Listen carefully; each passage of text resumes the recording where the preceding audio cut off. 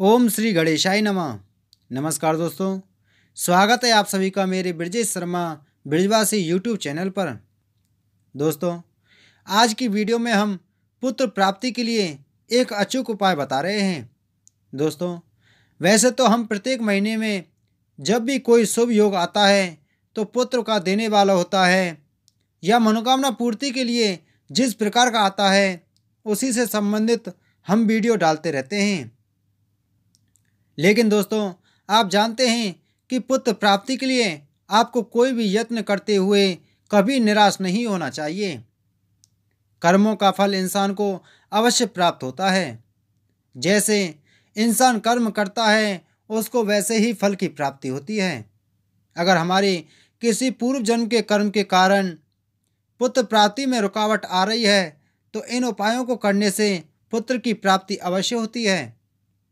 जिन दंपतियों को पहली संतान में भी रुकावट आ रही है, अगर वह भी इस उपाय को करेंगे तो उनको संतान की प्राप्ति अवश्य होगी। दोस्तों, फिर उसमें जिस कामना से पुत्र की या पुत्री की कामना रख करके उपाय किए जाएं, तो उसी के अनुसार फल की प्राप्ति होगी। दोस्तों, श्री गणेश सकट चौथ, जो माह के महीने में कृष्ण पक्ष में चतुर्थी तिथि के दिन गणेश जी का पूजन किया जाता है। गणेश सकट चौथ के दिन गणेश जी के सामने कुछ उपाय किए जाएं तो उनको करने से निश्चित रूप से पुत्र संतान की प्राप्ति होती है, क्योंकि गणेश जी विघ्नहर्ता सभी विघ्नों को दूर करते हैं। गणेश जी की कृपा से हमारे भाग्य में पुत्र धन सौभाग्य की प्राप्ति जरूर होगी। दोस्तों, गणेश जी रिद्धि सिद्धि के दाता हैं, क्योंकि गणेश जी की रिद्धि सिद्धि पत्नियां हैं। गणेश जी के शुभ लाभ पुत्र हैं। जब शुभ लाभ रिद्धि सिद्धि के दाता के सामने हम ये अचूक उपाय करेंगे तो जरूर पुत्र की प्राप्ति होगी, मनोवांछित संतान की प्राप्ति होगी। यह बहुत ही साधारण उपाय हैं। इन उपायों में आपको ना तो ज़्यादा खर्चे की ज़रूरत पड़ेगी और ना ही ज़्यादा परेशानी उठानी पड़ेगी। बहुत ही साधारण तरीके से आपको यह उपाय करना है। दोस्तों, विशेष करके माता बहनें गणेश सकट चौथ का व्रत रखती हैं, तो गणेश चौथ को व्रत रखते समय अगर ये उपाय करते हैं, जिन्होंने व्रत नहीं रखा है वह भी इस उपाय को कर सकते हैं। यह उपाय सभी के लिए मान्य है। इसमें आपको कोई बाहर से वस्तु लाने की भी आवश्यकता नहीं है, परंतु इस उपाय को पूरे श्रद्धा विश्वास के साथ में करें तो निश्चित रूप से आप देखना, अगली गणेश चतुर्थी से पहले यानी कि साल में सकट चौथ आती है। प्रत्येक महीने में गणेश चतुर्थी पड़ती हैं, लेकिन साल की अगली गणेश चतुर्थी से पहले आपके घर में खुशहाली आ जाएगी। आपकी सभी मनोकामनाएं पूरी हो जाएंगी। इसे सकट चौथ इसलिए कहा जाता है, यह सभी संकटों को दूर करने वाली है। देवताओं के संकट भी इसी गणेश चौथ के दिन गणेश जी की पूजा करने से दूर हुए थे। दोस्तों, इसमें आपको करना यह है कि प्रातःकाल स्नान करने के बाद में जब आप स्नान करें तो उस जल में थोड़े से तिल, काले तिल ही हों या सफ़ेद तिल, थोड़े से तिल मिला लें और थोड़ा सा गंगा जल मिला लें जब स्नान करें, क्योंकि माह के महीने में तिलों का बहुत महत्व होता है। स्नान के बाद में आपको मंदिर में जाना है। अगर मंदिर नहीं जा सकते तो आप अपने घर के मंदिर में भी कर सकते हैं। आप गणेश जी के सामने आपको सबसे पहले हरी दुर्वा चढ़ानी है, यानी कि हरी घास। आपको घास श्री गणेश जी के चरणों में चढ़ानी है। अगर हो सके तो दुर्वा की छोटी छोटी मोली लपेट करके गठरी बनाएं, 5 गठरी बनाएं और गणेश जी के चारों हाथों में और एक गणेश जी के चरणों में चढ़ा दें। यह आपको पुत्र प्राप्ति की मनोकामना बोलते हुए चढ़ानी है। नहीं तो आप थोड़ी सी चरणों में ही चढ़ा सकते हैं। उसके बाद में आपको गणेश जी के सामने तिल और गुड़ के बने हुए लड्डू अर्पित करने हैं। अब आपको गणेश जी को पीले फूल चढ़ाने हैं। पीले फूल कनेर का भी होता है और गेंदा का भी होता है। अगर आप कनेर का फूल चढ़ाते हैं तो बहुत शुभ होता है, नहीं तो आप गेंदा का भी चढ़ा सकते हैं। उसके बाद में आपको गणेश जी के सामने शुद्ध घी का चौमुखी दीपक यानी कि जिसमें 4 बाती लगती हैं वह दीपक जलाना है।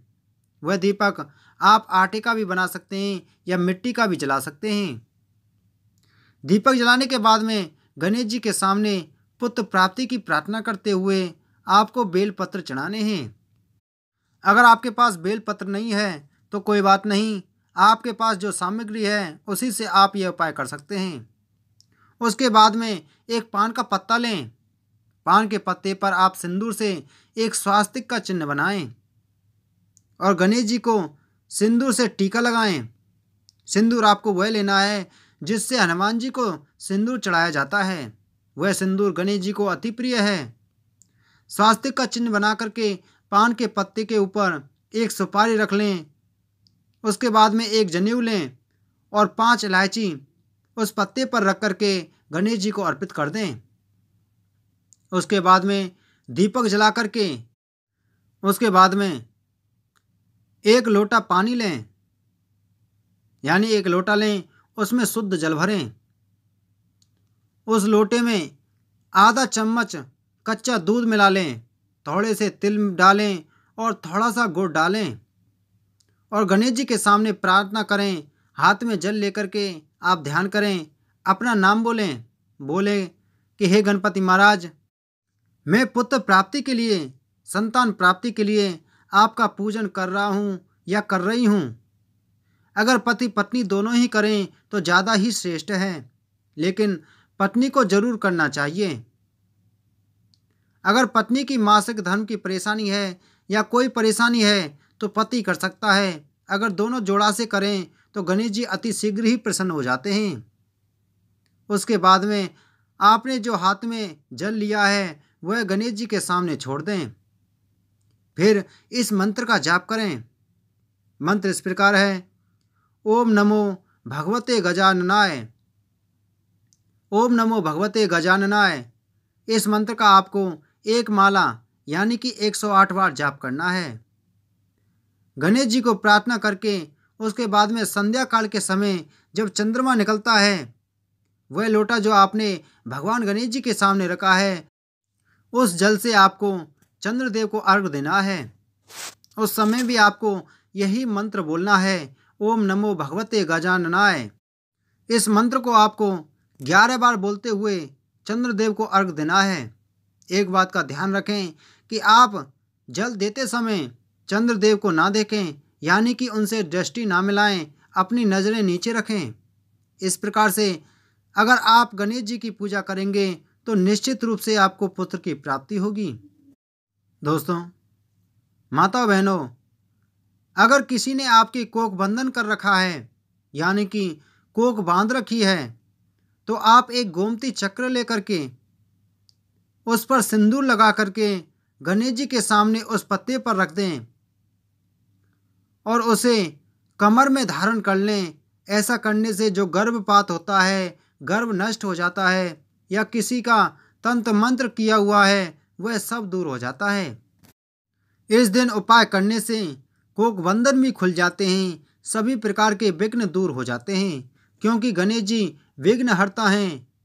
दोस्तों, इस प्रकार से आपको यह उपाय करना है। इस उपाय को करने से आपको निश्चित रूप से 100% पुत्र की प्राप्ति होगी। दोस्तों, अगर आपको यह वीडियो पसंद आई हो तो हमारी वीडियो को लाइक करें, शेयर ज़्यादा से ज़्यादा करें अपने फैमिली, फ्रेंड्स और रिश्तेदारों में, ताकि और भी भाई बंधु, माता बहनें इस उपाय का लाभ उठा सकें और अपनी परेशानी को, बाधाओं को दूर कर सकें। और हमारी और भी वीडियोस पाने के लिए हमारे चैनल को सब्सक्राइब जरूर करें। आप सभी को जय श्री राधे, जय श्री कृष्ण।